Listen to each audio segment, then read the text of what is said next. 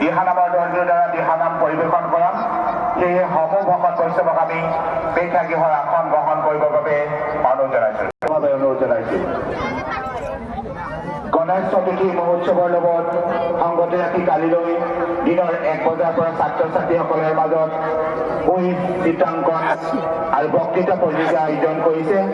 সেয়েহে ইচ্ছুক প্ৰতিযোগীসকলক কালিলৈ 1 বজাৰ ভিতৰত গণেশ চতুৰ্থী মহোৎসৱৰ